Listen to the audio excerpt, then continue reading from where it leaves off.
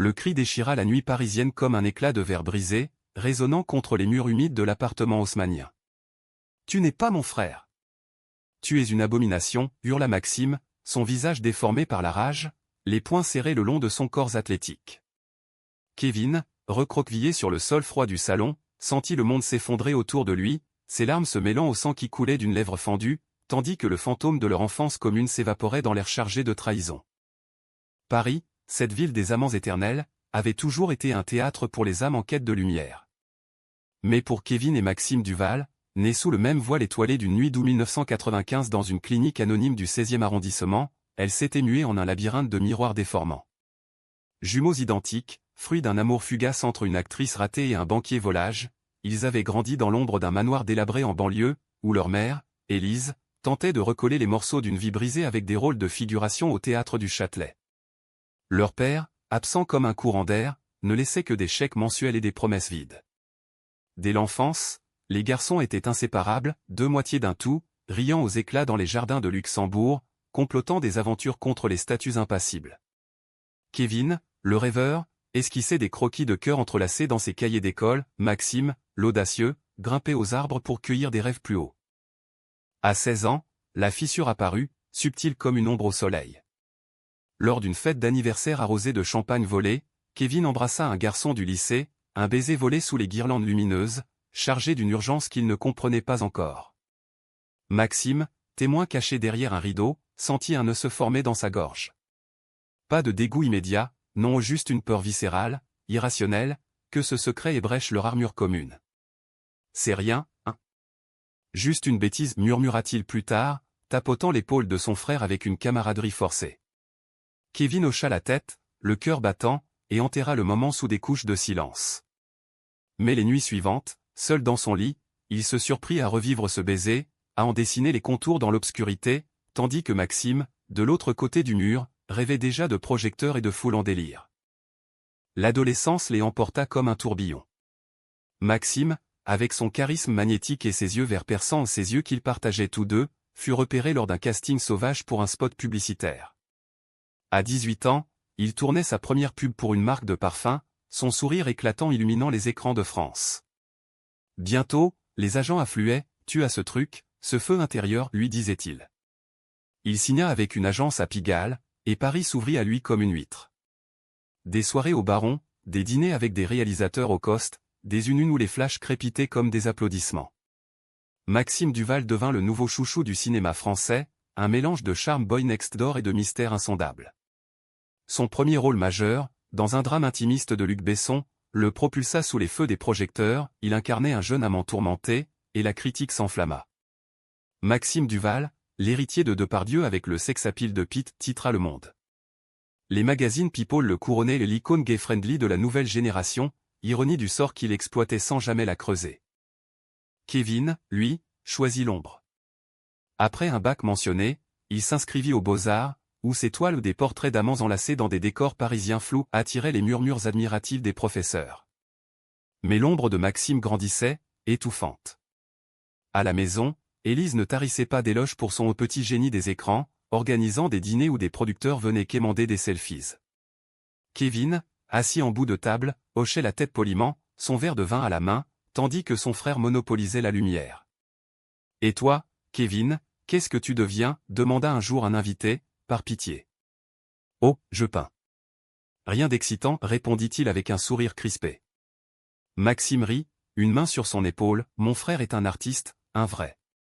Pas comme moi, simple saltimbanque. » Le geste était fraternel, mais Kevin y sentit une condescendance voilée, un rappel de leurs places respectives, l'un pour briller, l'autre pour soutenir. La révélation vint à 22 ans, lors d'une soirée pluvieuse d'automne. Maxime rentrait d'un tournage à Cannes, auréolé de rumeurs, une liaison torride avec une actrice montante, des fêtes décadentes sur la Croisette.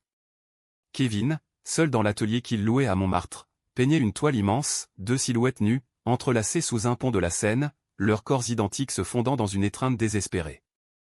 La porte s'ouvrit sans frapper, Maxime entra, trempé, une bouteille de cognac à la main. « Félicitations pour ton rôle » dit Kevin, essuyant ses pinceaux. Maxime s'effondra sur le divan, les yeux rougis. « C'est de la merde, tout ça. Ils veulent que je sois parfait, hétéro, intouchable.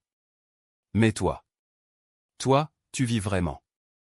Les mots suspendus dans l'air, lourds comme la pluie dehors. Kevin s'assit près de lui, leurs épaules se touchant à un contact électrique, interdit. Qu'est-ce que tu veux dire, murmura-t-il. Maxime tourna la tête, leurs regards se croisant, miroir l'un de l'autre. Je sais, pour toi. Pour ce baiser, il y a des années. Et je t'envie. Tu assumes ce que je cache. Ce fut le début d'une danse dangereuse. Maxime, ivre de confession, parla de ses doutes, les regards insistants des figurants masculins sur les plateaux, les nuits solitaires où il se surprenait à fantasmagoriser des corps durs, musclés, loin des courbes féminines imposées par son image. Kevin écouta, le cœur serré, et osa, moi aussi, je suis gay. Depuis toujours. Maxime ne recula pas, au contraire, il attira son frère contre lui, un câlin fraternel qui glissa vers autre chose ou une caresse hésitante sur la nuque, un souffle chaud contre l'oreille. Ils ne franchirent pas la ligne cette nuit-là, mais le lendemain, Maxime partit pour un autre tournage, laissant Kevin avec un vide béant et une toile inachevée. Les messages affluaient, Paris me manque. Toi me manques. Kevin répondait, les doigts tremblants, tissant un fil ténu entre fraternité et désir inavoué. Pourtant, la honte rôdait, tapie dans les recoins de leur éducation bourgeoise. Élise, avec ses airs de diva déchue, avait toujours susurré, les Duval ne font pas d'éclat. On brille, ou on s'efface. Maxime, propulsé vers les sommets, internalisa cela comme un mantra. Il se mit à fréquiter des mannequins, des actrices, posant pour Vogue avec des sourires de façade. Kevin, de son côté, osait des rencontres furtives dans les bars de Marais, un architecte barbu nommé Lucien, aux mains calleuses et aux rires contagieux. Leur première nuit fut un feu d'artifice aux corps enlacés dans un loft surplombant Notre-Dame, murmure d'amour sous les draps froissés. Tu es beau comme un rêve, souffla Lucien en traçant des motifs sur sa peau. Kevin se sentit vivant, enfin, loin de l'ombre de son jumeau. Mais au matin, un appel de Maxime rentre à la maison. Maman est malade. Élise avait fait une chute, une fracture du col du fémur, et le manoir vide réclamait ses fils. Les semaines suivantes furent un tourbillon de soins et de silence. Maxime annula des auditions pour veiller au chevet de leur mère, son charisme canalisé en tendresse filiale. Kevin, abandonnant temporairement ses toiles, cuisinait des potages et lisait des romans à voix haute. Dans ces moments volés, leurs mains se frôlaient sur la couverture du lit d'hôpital, des regards prolongés qui disaient ce que les mots taisaient. On est pareil, toi et moi, chuchota Maxime un soir, alors qu'Élise somnolait. Kevin secoua la tête, non. Toi, tu voles. Moi, je rampe. Maxime serra sa main, un serment muet. Lucien, mis au courant, comprit, ton frère est ton monde. Mais n'oublie pas le tien. Kevin promit, mais le doute s'insinuait, venimeux. Le premier conflit éclata lors d'une interview télévisée. Maxime, promu pour son nouveau film un thriller romantique où il jouait un espion bisexuel, fut acculé par une journaliste acérée de Canal+. Et votre frère, Kevin? Les rumeurs disent qu'il est différent. Comment gérez-vous cela en famille? Maxime blêmit, le plateau s'alourdissant d'un silence pesant. Puis, d'une voix suave, Kevin est un artiste talentueux. Nos vies sont privées. Mais hors antenne, dans les loges, il explosa au téléphone, comment ose-t-il? Tu leur as dit quelque chose? Kevin, à l'autre bout du fil, sentit la trahison comme un coup de poignard. Non. C'est ton monde qui étouffe tout, hurla-t-il. Maxime raccrocha, et le fossé s'élargit. Pourtant, l'amour ce sentiment protéiforme les ramena l'un à l'autre.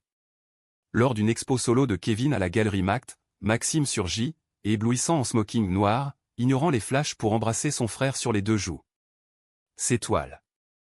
Elles sont nous, murmura-t-il devant le portrait des amants sous le pont. Kevin rougit, Lucien à ses côtés observant la scène avec une jalousie contenue. Cette nuit-là, dans un café enfumé du quartier latin, Maxime avoua, je t'aime, Kevin. Pas comme un frère. Comme. Plus. Les mots flottèrent, suspendus, et Kevin, le cœur en feu, répondit par un baiser chaste, fraternel, mais chargé d'une promesse interdite. Ils rentrèrent ensemble, bras dessus bras dessous, Paris les enveloppant de son manteau bienveillant. Mais la honte, cette ombre tenace, n'avait pas dit son dernier mot. Élise, remise sur pied, surprit un regard trop tendre entre eux lors d'un dîner familial. Ses yeux s'écarquillèrent, et le lendemain, elle convoqua Maxime seul. « Protège la famille, mon fils. Kevin. Il nous déshonore. » Maxime, déchiré, promit le silence. Et ainsi commença la descente, des appels ignorés, des invitations annulées, un mur invisible dressé entre les jumeaux. Kevin, sentant le rejet, se réfugia dans les bras de Lucien, dont l'amour devint un baume, puis une chaîne. « Laisse ton frère partir, plaidait-il. Mais Kevin ne pouvait, Maxime était sa moitié manquante, son miroir brisé. L'hiver s'abattit sur Paris comme un linceul de givre, transformant les boulevards en couloirs fantomatiques. Kevin marchait seul le long de la Seine gelée, son écharpe usée battant au vent, les flocons s'accrochant à ses cils comme des larmes figées. Depuis l'incident avec Élise, Maxime s'était volatilisé dans le tourbillon de sa carrière, un rôle à Hollywood, des rumeurs de liaison avec une starlette américaine, des couvertures de Vanity Fair où il posait, torse nu, sous un soleil californien impitoyable. C'est pour le bien de tous, avait-il texté une fois, avant de bloquer le numéro. Kevin, le cœur en berne, peignait furieusement, des toiles sombres, où des figures jumelles se noyaient dans des abysses urbains, leurs mains tendues mais ne se touchant jamais. Lucien devint son encre. Architecte talentueux, avec ses 28 ans et son appartement minimaliste à Bastille, il offrait à Kevin un havre de stabilité. Leurs soirées étaient des rituels tendres, dîner aux chandelles avec du vin de Bordeaux, promenade main dans la main sous les arches du Pont des Arts, où les cadenas d'amour scintillaient comme des étoiles tombées. « Tu es mon pari » murmurait Lucien en effleurant la cicatrice sur la lèvre de Kevin au souvenir de cette nuit fatidique. Kevin s'abandonnait, corps et âme, dans ces étreintes où le désir se muait en rédemption. Pourtant, au creux de la nuit, quand Lucien dormait paisiblement, Kevin fixait le plafond, hanté par le fantôme de Maxime, son rire résonnant dans les couloirs du manoir, son parfum musqué imprégnant les draps partagés autrefois. Élise, de son côté, ourdissait en silence. Remise de sa chute, elle s'était repliée dans une amertume aristocratique, consultant des amis influents pour étouffer les rumeurs sur Kevin. « Il ruine notre nom » confiait-elle à ses témondains. Maxime, contacté par elle lors d'une pause à Los Angeles, céda à la pression.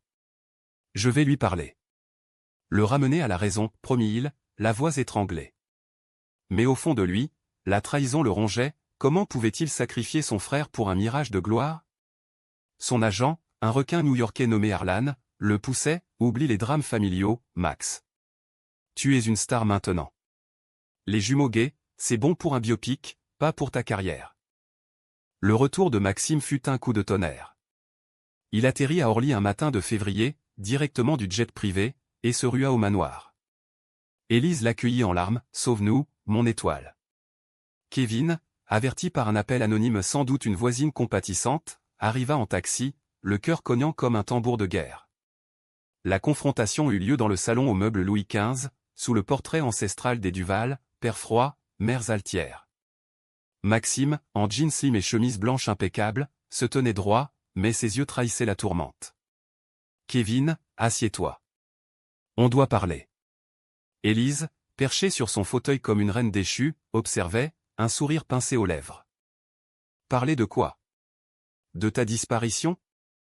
De ta mère qui me traite comme un paria » explosa Kevin, les poings serrés. Maxime leva une main apaisante, « C'est pour te protéger. Le monde. Il est cruel. Si on savait pour nous, pour toi. Pour moi. » Kevin rit, amer. « C'est toi qui fuis, Maxime. Toi qui joues l'hétéro pour tes caméras, pendant que je vis ma vérité dans l'ombre. » Élise intervint, la voix chevrotante, « Assez. Tu déshonores ton sang, Kevin.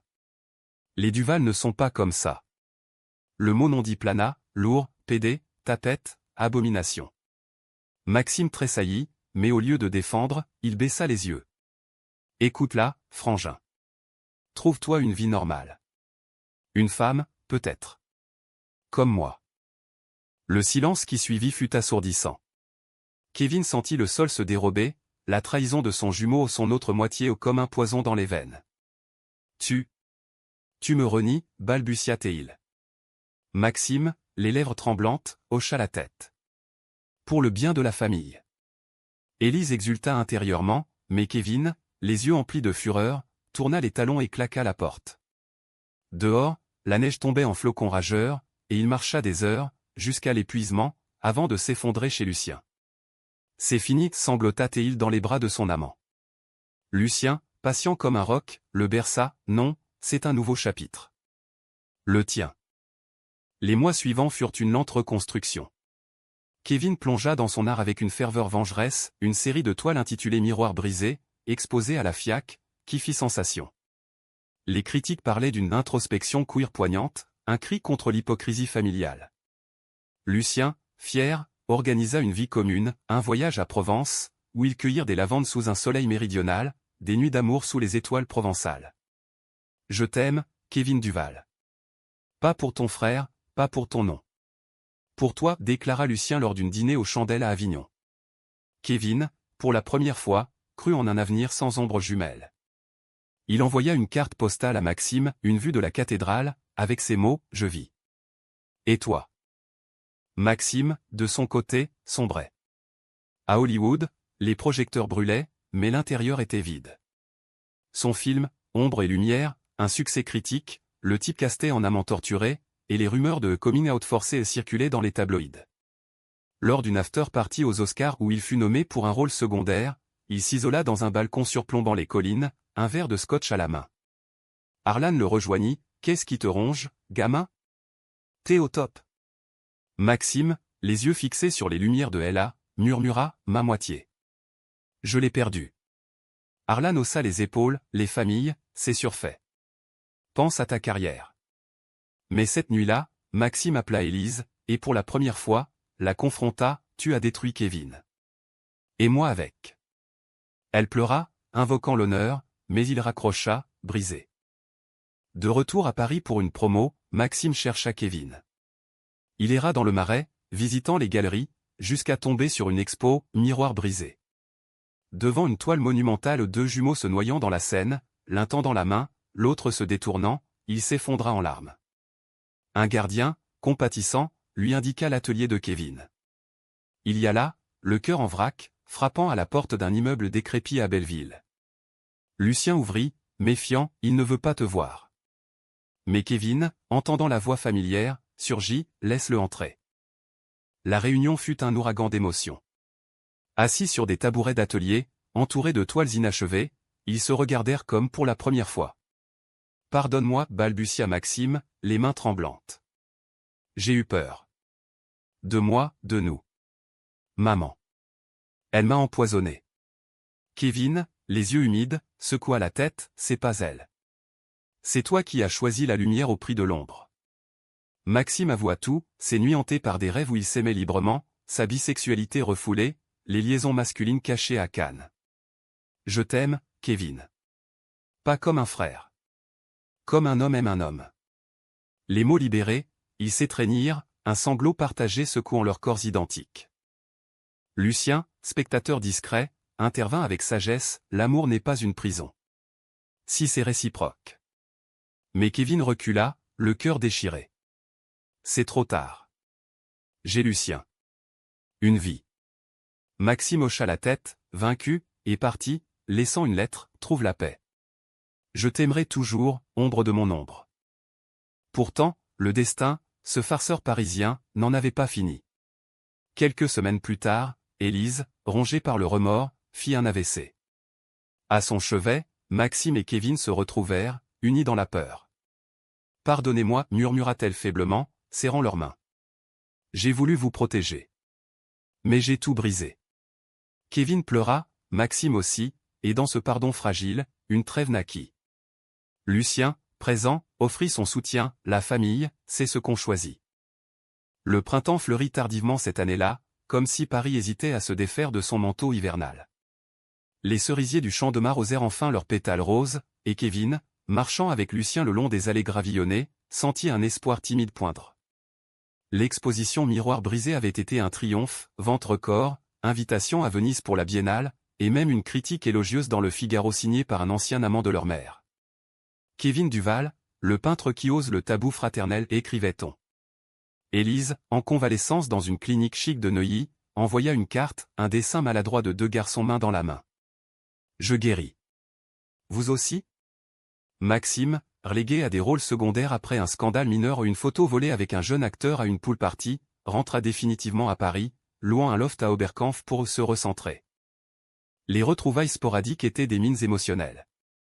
Un café au Procope, où Voltaire avait jadis siroté son absinthe, Maxime, les traits tirés sous son bronzage californien, commandait un espresso serré. J'ai refusé un blockbuster. Pour réfléchir. Kevin, en jean taché de peinture, hochait la tête, et maintenant. Maxime esquissa un sourire triste, je veux être vrai. Comme toi. Lucien, souvent de la partie, observait avec une bienveillance mêlée de vigilance.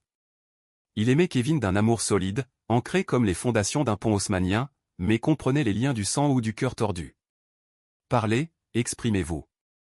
Mais n'oubliez pas les vivants, conseillait-il gentiment. La romance entre Kevin et Lucien s'épanouit en un jardin secret.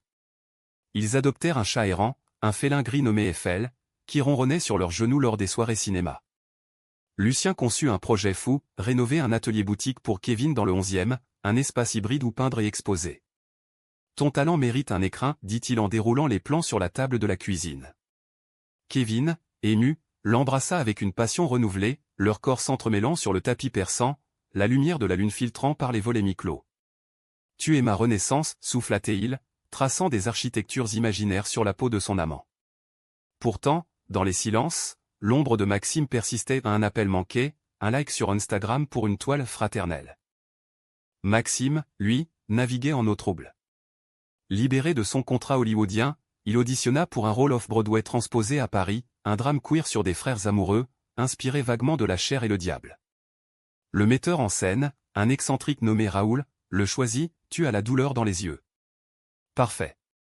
Les répétitions au théâtre de la ville étaient cathartiques, Maxime incarnait l'aîné refoulé, et son partenaire, un acteur belge nommé Thierry, apportait une tendresse brute à la scène d'amour. Hors plateau, une étincelle jaillit, des dîners tardifs au falafel des frères, des promenades nocturnes où Thierry, avec son accent chantant, dénouait les nœuds de Maxime. L'amour n'est pas une trahison, murmurait-il en l'embrassant sous un réverbère du marais. Maxime se laissa aller, pour la première fois assumant son désir sans chaîne. Mais chaque baiser évoquait Kevin, les mêmes lèvres, les mêmes yeux. Le conflit ressurgit lors d'une avant-première. Élise, miraculée, insista pour que les frères l'accompagnent au gala. Vêtus de smokings assortis à un clin d'œil ironique à leur gémellité, ils posèrent pour les photographes, bras dessus bras dessous, sourire plaqué. Mais dans la salle, face à la pièce qui dépeignait un inceste fraternel sublimé en tragédie romantique, la tension explosa. Maxime, sur scène en spectateur anonyme, sentit son estomac se nouer aux applaudissements. À l'entracte, dans les coulisses, Kevin le coinça, c'est notre histoire, hein? Tu la vends au public? Maxime, pâle, secoua la tête, c'est de l'art. Pour guérir. Mais Kevin, blessé, vit la trahison, son frère monétisait leur douleur. Tu profites encore de moi. Comme toujours, hurla-t-il, attirant les regards curieux. La dispute s'envenima au buffet, verre qui teinte, rire fin masquant le malaise. Élise, sentant le drame, tenta de médiater, mes garçons, arrêtez. Pour moi. Mais Maxime, à bout, lâcha la bombe, j'aime Thierry. Et je t'aime, Kevin, mais pas comme tu crois. C'est du passé. Kevin recula, foudroyé, et quitta la salle en trombe, laissant Maxime face à un public qui applaudissait la pièce sans savoir qu'elle saignait dans la réalité. Lucien, averti par texto, le retrouva errant près de l'hôtel de ville, sous une pluie fine. Il ment. Il a toujours menti, sanglota Kevin. Lucien l'enlaça, ou peut-être qu'il guérit. Et toi aussi, tu dois. Les jours suivants furent un purgatoire. Kevin annula des commandes, s'enferma dans l'atelier naissant, peignant des abstractions rageuses, éclats de miroirs, éclaboussures de bleu scène mêlée de rouge sang. Lucien, patient, cuisinait des ratatouilles et écoutait les silences. Maxime, de son côté, coupa les ponts avec Élise où Tuazacé semait le poison et se plongea dans la tournée de la pièce, qui triomphait à Lyon, puis à Marseille. Thierry devint son pilier, un amour mature, sans drame, où les corps s'accordaient comme une valse. Tu es libre, maintenant, lui disait-il après l'amour, leur sueur se mêlant sur les draps d'hôtel. Pourtant, Maxime écrivait des lettres à Kevin, non envoyées, je regrette. Mais je dois vivre. Le haut point arriva en juin, lors d'une canicule étouffante. Paris suffoquait, les fontaines de Trafalgar débordant de baigneurs improvisés. Kevin, épuisé par une nuit blanche, reçut un appel de l'hôpital, Élise, rechute cardiaque. Il se rua à Neuilly, trouvant Maxime déjà là, effondré dans le couloir aseptisé.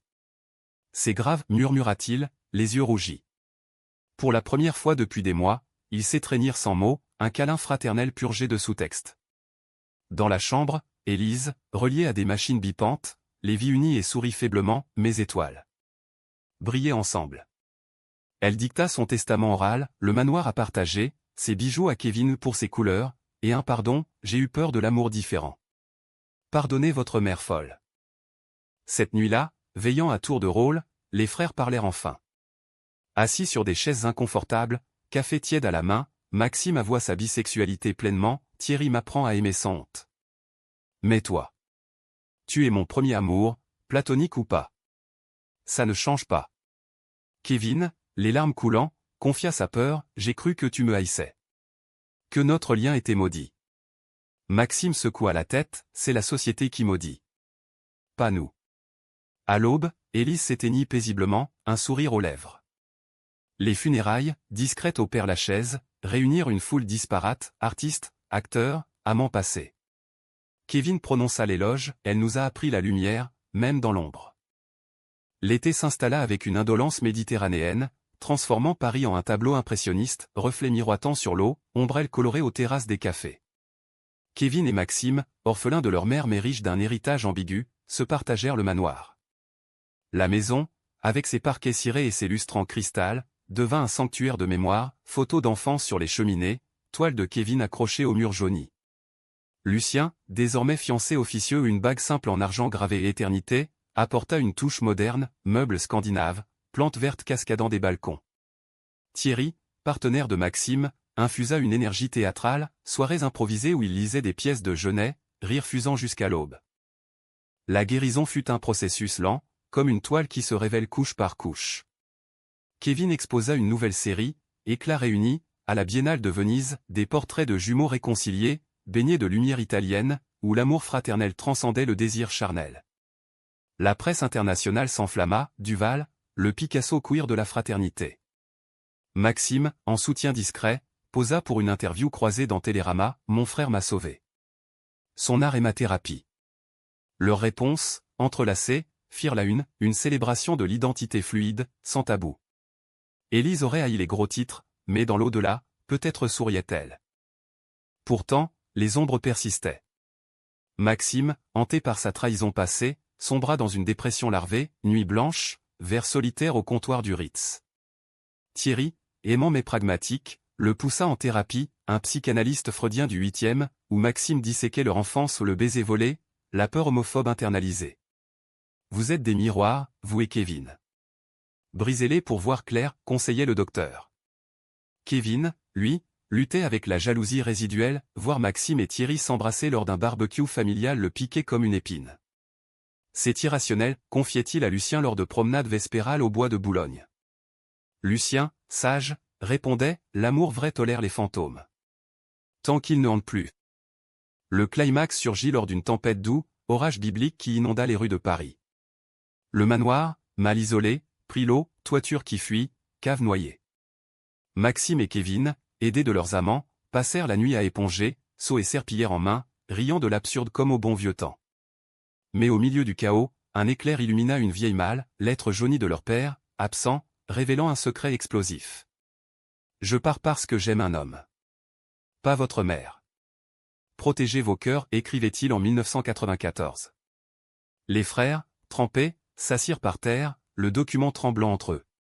Papa était comme nous, murmura Kevin, un sanglot dans la voix.